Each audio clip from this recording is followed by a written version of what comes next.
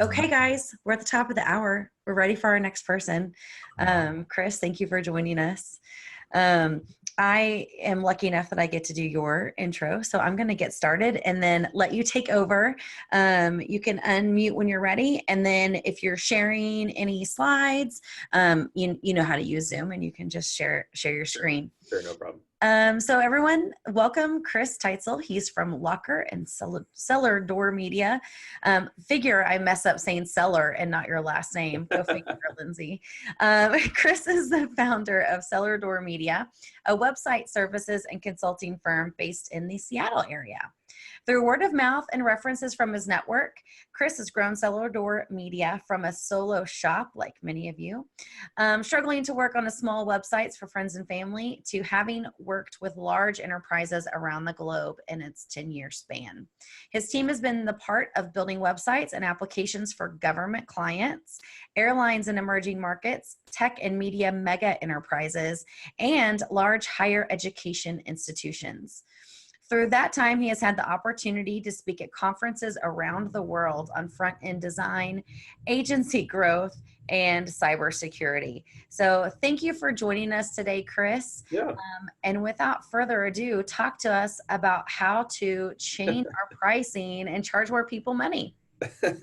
Well, I appreciate you guys having me, and when you first proposed the topic, I'll admit I felt a little targeted or triggered, because I was like, man, have you been sitting in on our recent conversations and our internal conversations here at the company? Because no matter the size, this is something everybody deals with. So we get to dive into that and have some fun with it today. So first off, I just want to kind of introduce myself for those that don't know me. I'm the founder and CEO of Cellar Door Media.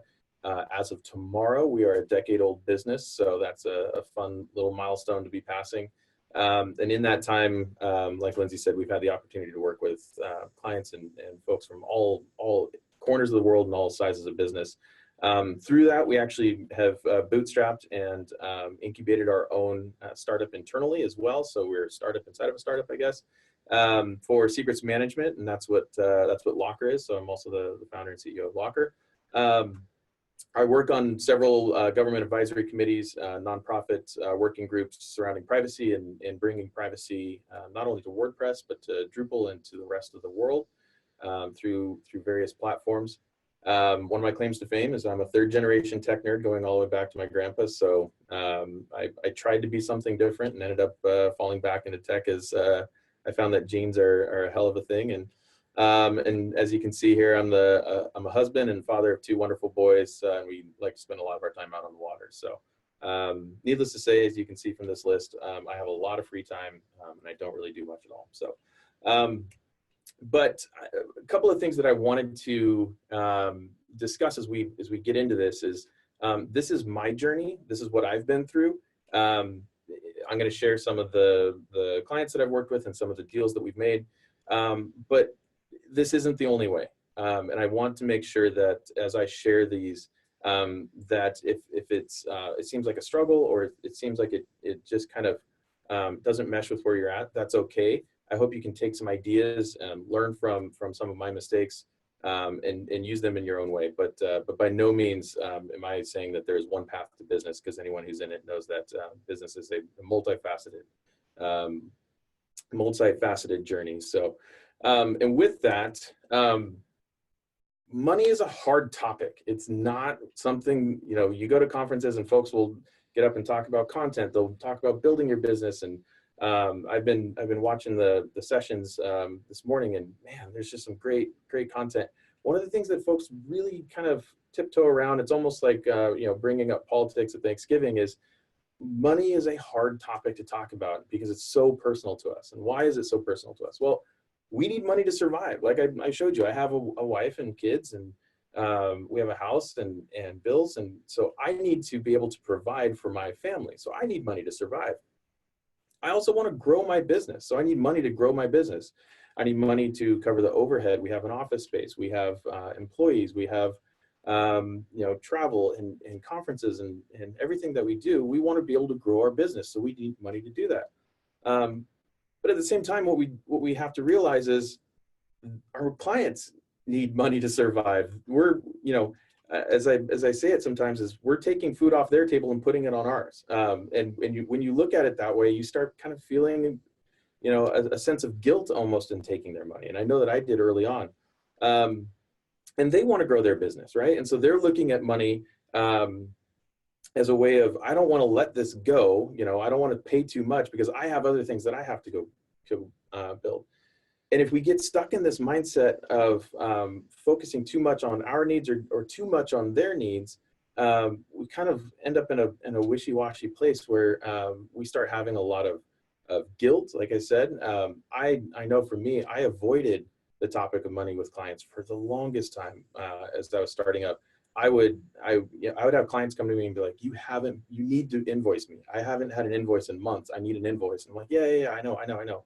But because it was all of this self-doubt, and what you end up getting into is, it's a popular topic right now, but is imposter syndrome. You start saying, I'm not as advanced as the other people I see. There's no way I can charge that much money.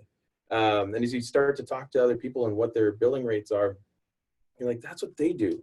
I'm not that good.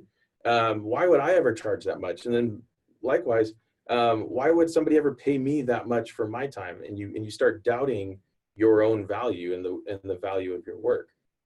At the same time, you go, I don't know how to do what they're asking me to do. They want to go build, all sorts of crazy stuff. And I've never done that before. I had a client come to me and say, we're building a mobile reservation system for an airline in Africa. Can you do it? And my answer was, I don't know, but let's try, right? I don't know how to do what you're doing. I've never integrated with an airline reservation system. So how do you price that? How do you know what to price that? And this is something that I got into all too often really early on was, I'm just going to price myself really low. And that way I get the bid, I get my foot in the door, and we'll work on it later, or I'll raise my prices later. And the answer is no, you won't. And you're going to set a precedence that your time is worth X. And so, this is something that over the years I've gotten much, much better at, is being able to say, this is our price, this is our value. And I heard Nathan talking earlier about the monster clients, and I've had numerous of each of those. But one of the things that struck me was, have a minimum. This is what it's going to take to engage. I always go back, my team always jokes about it. I always go back to cars and houses because that's the easiest analogy for me to use. But this is what it takes to turn on the engine. If you want to turn on the engine, here's what it's going to take. Because otherwise, I'm going to be wasting your time and you're going to be wasting mine. And so a lot of the times what ends up happening is awkwardness leads to avoidance. Like I said, I would just not talk about this thing called billing or this thing called money because I felt like I was taking away from their business, or I felt like it was a burden to them, or we just didn't, it just didn't come up, or I didn't want to talk about it. And so it just leads to avoidance, and that avoidance leads to a whole number of issues that we'll talk about later on. And so with all of this awkwardness, and when I was starting out, I still remember the first website I ever built. I built an entire website for a university in the Midwest, and I charged them $2,500. $2,500 for an entire university's website. And it was because of every single one of those things that I had just talked about that I priced it this way. I didn't know what I was doing. There's no way that I was worth that much. Frankly, I had a friend who brought me into the deal. So she was able to get me that project. So I was, I felt like I was doing her a favor, and I didn't want her to have to go and get more budget or whatever. And so I built an entire universe. I don't even want to calculate what my hourly rate was on that project, but I worked and worked and worked, and at the end of the day, I didn't even get a full month's worth of pay, and I did more than a month's worth of work. And so when my initial hourly rate based off of that was $40 an hour. As a business, I was charging $40 an hour. And granted, this was more money than I had made. And this is for another story for a longer time. But when I built my company, I built it out of losing my job during the middle of the financial crisis in 2009. So for me, being able to charge $40 an hour, I was like, dang, $2,500, awesome. I get to pay some bills. I get to eat some good food. But it wasn't until I watched and I was pushed this this video. It's called "F You Pay Me." I'm not going to say the whole thing because we want to keep this work friendly here. But Mike Montero did this presentation back in 2012 and at a meetup in San Francisco. And I highly recommend, and I tell every single startup, everybody who has a small agency or is a freelancer, go watch this. Yes, it contains some language, as you can tell from the title. But the entire thing is about respecting yourself as a creative, as a designer or a developer, respecting the work that you do by structuring your contracts so that if worse comes to worse, you're able to say this to a client. Granted, I've never had to say that to a client. I've said it in my head and I've come really close. But he goes through and he actually brings his lawyer up on stage and they talk through how to structure a contract, what it looks like. But in watching that, I realized I do have value. And if I don't recognize that value, my clients won't either. And they're going to, they're running a business. They're going to try to save as much money as they can. And so what's the thing that I did right after that? I doubled my rate. Next project, I said, all right, I'm going to double my rate. I'm going to go to $80 an hour. So I went to $80 an hour, put out the bid. I was like, man, I'm never going to get this. There's no way I'll ever get this because, I was charging 40. If they go talk to somebody else, they're going to be like, no, Chris is charging 40. Now he's charging 80. What's going on? No one balked. No one even blinked an eye. And I realized that for years, I had been underselling my services. I had been putting myself out there at a rate that just wasn't what it should have been. And so I was like, I got a little bit of confidence. I've watched this video. I'm, all empowered. And so we worked through that project. Again, this is double the money that I would have gotten before. So I'm really happy at this point and we're starting to grow. Next project comes along and I raised it again. I said, all right, I'm going to keep raising this. I'm going to see where this stops. And no one balked. No one balked again. And I realized maybe that double rate wasn't what it should have been. Maybe that double rate wasn't where I should have been. And so I have to say that, and I apologize if I have customers or clients on here or they end up watching this, is that our rate is always being evaluated. We're always testing the markets to see what is the rate, where do we put it, and really what we base rates off of, and what we base our work off, and this is what Steve was talking about earlier, is talk about the value. What is the value that you're bringing to the project, that you're bringing to the client? And the roles. Are you bringing in, executive level coaching and executive level business development? You need to charge an executive level rate for that. That there's no easy formula, and every market is different. I live in the Seattle market, which we have tech all over the place, and so rates are a little bit more inflated here. But I would highly encourage continually test the rates, play with them, bump your rate on your next client. And if you're down and you're sitting there thinking, man, I think I can raise my rates, double them. Take one project and double it. See if you get it. And if you do, keep going.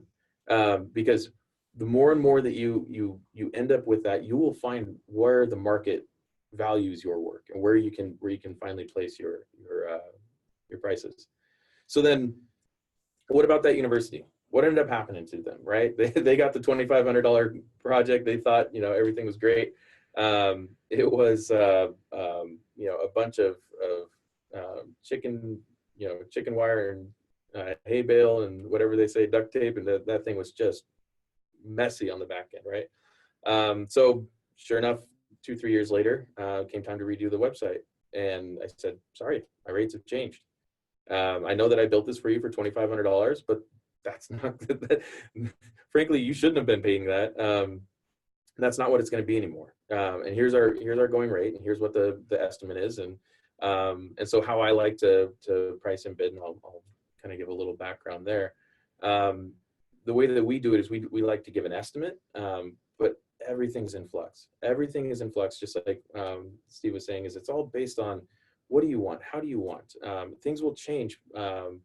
Projects will change. People will change. We do change orders, and we make sure that things are flexible. But when we set that estimate, what we normally say is, this is our budget. And here's a range. We give them a low high. We're normally landing right in the middle of that, plus or minus 10%. But here's what you can expect to pay. And we did that with the university, and they're a client to this day. 9 years later, they're still a client to this day. And yes, we've raised our rates on them again, and yes, they still continue to pay it, right? And so part of that is just being open and honest. But there are customers that we've had along the way that as we grow, so does our business grows, and so do our clients. We have six-figure contracts walking in the doors now. Does that mean that I'm going to provide a different service to that six-figure client that I am to the three-figure client, to the four-figure client? No, we try not to. We try to treat every single one of our clients the same. However, if you have a six-figure client coming in, they're going to take all of your time. And especially as you're small and you're starting to build that team out, like Corey was talking about, it's going to be a lot of work. It's going to be a lot of time. And so what ends up happening is, as you grow your business, as you raise your rates, you will naturally begin to avoid the low-paying work. And that happened to us. It happens to us still to this day. We have clients that we're working on bringing the rates up on them, and we don't do it in drastic chunks. I'll get to this in a minute, but as we start to raise our rates, we naturally begin to avoid the low-paying work. And this isn't fair to our clients. Because they're sitting there expecting, I have a contract with you. I have a statement of work, and I'm telling you that I'm going to pay you X number of dollars for your time. And the reaction is, well, yeah, but these guys are going to pay me more. They want more of it. So, I don't want to lose client A, so I'm not just going to work on client B. And again, money is awkward because you get this feeling of guilt, like I'm taking money away from them. And once you can, that guilt breeds resentment, and breeds resentment in your client, and breeds resentment in you. They get requests and you're like, oh, I don't want to work on this site. I'm not getting paid enough for it, right? And so what ends up happening is you just kind of get in this really bad place with the clients. And so, I will admit I haven't watched Marie Kondo, but I know that my wife definitely has, because our house has completely changed. But does the client bring you joy? And if not, be willing to let it go. Be willing to let your clients go. It's for the better. It's for the better for them. It's for the better for you. And what we like to do when we pass off a client and we say, look, this just isn't working out anymore, or our rates don't align with where your expectations are, is we try to find them opportunities and replacements. And we say, okay, I have built some of the largest clients that I have off of referrals from other people. And I have likewise given referrals to other people that have helped grow their business. And that's part of the community that we're in, and as developers in the open source communities. We need to be able to let go of our clients and pass them off. And so, some of these clients that I'm passing off at a lower rate than mine is because the next startup or the next freelancer is coming in, and they're going to pick up that rate and run with it. And so, one of the things that I've learned most in dealing with clients, and the most in dealing with money, is respect earns respect. If you respect your client, you respect their time, and you understand you are giving me your hard-earned money. This isn't, even if they're a multi-mega million-dollar company, there's still budgets. There's still, they could be spending it on other things, and they're spending it on you. So respect that. Respect their time. Respect their budget. And that earns respect, and it ends up becoming something that's a non-conversation. So when I send a client an invoice, or I send them hey, why haven't you paid the invoice yet? That comes out of respect. They respect me. Oh, sorry. Yeah, I'll get that processed through right away. And then one thing I've gone through recently here is don't feel like you have to explain your rates too much. Justify them with the work that you do. Show them that you are worth the money that you're asking for. Don't try to talk it, because the more you just sit here and talk, you're going to walk yourself into a corner. You're going to say something you don't mean. I found myself recently doing this, and we had a client that said, I can't believe you charge this much. And they'd already paid that much for a previous project. We were talking about them with a follow-on one, and I don't know why do you charge this much? And so I felt guilty that I had to explain to them why our rates are the way we are. And I was like, well, we have overhead, we have this, we have margin. You have margin in your business, just like we do. And I found myself mentally going through everything that I had tried to train myself out of for the last decade, And finally, I just stopped. I said nothing. And I waited. 30 seconds went by. It was a video call like this. 30 seconds went by, no talk. A minute went by, no talk.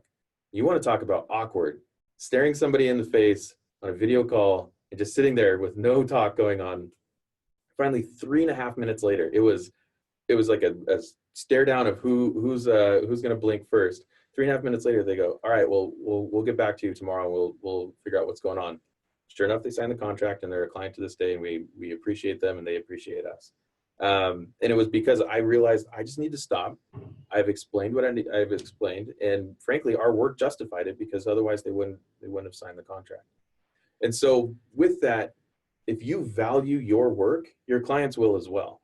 And this is, when we get into pricing, a lot of times folks talk about luxury pricing, right? Why is a Rolls Royce worth what a Rolls Royce is worth? Yes, it has, calf leather from, cows that were grown in the Himalayan highlands and all that type of stuff. But in reality, people pay that much for a Rolls Royce because they feel that it's worth that much, and it gives them the prestige and the value that they get from it.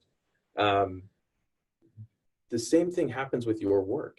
If you value your work, your clients will value it as well. And by you pricing yourself low, and by you pricing yourself just to get that next client or just to get into the door of something, your clients will see you as that low dollar development shop, or that low dollar design firm. But if you come in and say, this is who we are, this is, here's the work that we've done, here's the clients we've worked with, and here's all the amazing things we've done, and by the way, this is our cost, they'll go, yeah, that sounds reasonable. That's exactly what we thought. So how do you raise your rates, right? We talked about the need for it. We talked about, some awkward situations with clients, but how do you raise your rates? Be open and honest. One of the things that we like to say is everything's transparent. You're going to see our hours come in. You're going to see our hours go out. Everything's billed out. You're going to see what it is. The last thing that I want to do, and I've been in these sales conversations, with somebody says, how much is this going to cost? And you go, you've lost. The moment you pause, you've lost. And so again, go back to the F you pay me services contract, outline the relationship, but the statement of work outlines the cost. So I like to separate those, because then what it allows me to do is new work is a new SOW, and that new SOW can happen at a new price. Because if you bake your price into the contract, and then that contract has to be redone, and if you're dealing with larger companies, or you're dealing with a conglomerate, and you're moving around within departments, you don't want to have to redo those, and you're going to get stuck into that rate until you want to renegotiate your contract. So that allows you to kind of update your prices without updating your contracts. And then lastly here, grow your team with both rock stars. You want to hire the best people you can, but you have to have a rhythm guitarist in the band. You have to have somebody willing to sit in the back and play rhythm guitar. Junior developers are a great way that allow you to keep a lower rate. And so some of our clients that we're trying to raise their rates on them, what we say is, hey, look, we've had a senior developer on your project. And frankly, you need to put your senior developers on your senior projects, on your, complex things. You don't put them in a basic role where they're just entering in content, but they still need that. And so we say, look, we're going to blend the rate. We're going to have junior developers working on this, and that'll allow us to charge a junior developer rate, and our senior developers are going to oversee them.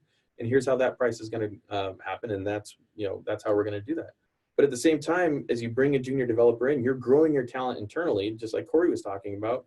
And now you're going to move them into a senior developer role, and then they're going to go make you more money, and they're going to be happy, and they're going to be growing your business as well. So you can start, this is the kind of the momentum that you can build as a business. But then likewise, charge appropriately for your rock stars. If your rock stars are on your low price project, you're just wasting your talent internally. You can go get bigger and better things. So I like to have each of our team members are very good at one thing, and they're great at a whole bunch, but they're very good at one thing.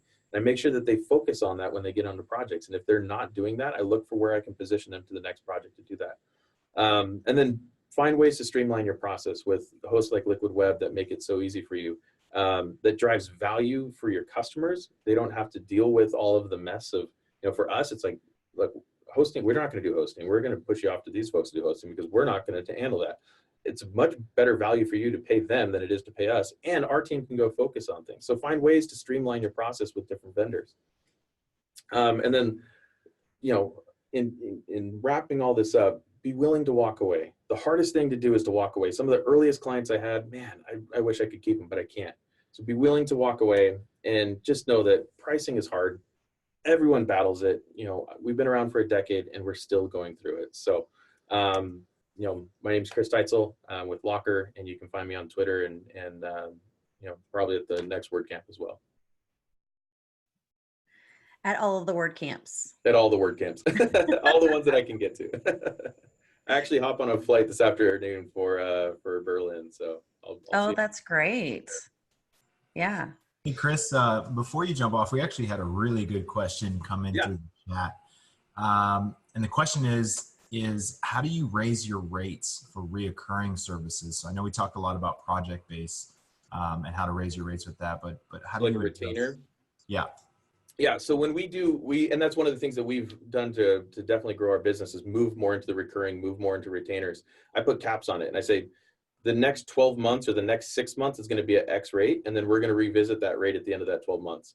That allows us to internally determine and budget, okay, we're going to have 12 months at this pace, so we're going to have that.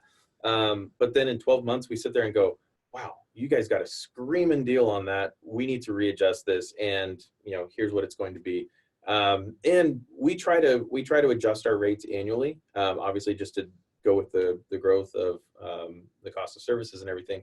And so it shouldn't come as a surprise to your clients and your customers of, hey, you know, it's January 1st. It's time to re-up the SOW this year. Our rates have bumped up slightly, and here's what they're going to be now. But every statement of work we do, everything we do, it's all curtailed into timeframes or whatever. We don't just open end it, because then, you know, you get to have that awkward conversation of, yeah, you know what, we're not going to do this anymore, and here's what it's going to cost. But if you have to have that conversation, go watch If You Pay Me, fire them, or be willing to fire them, or have your contract structured in the way that you can. Awesome. Great answer, man. Yeah. So I'll stick around. I've got some time, and I'll hop through some of the questions if there's other ones. Be happy to talk with folks and then continue it on Twitter. Yeah, please do. There's some good conversation in chat, so I'd appreciate it if you can hang around for a while. Yeah, no problem. Awesome. Thank you, Chris. Thanks, Chris.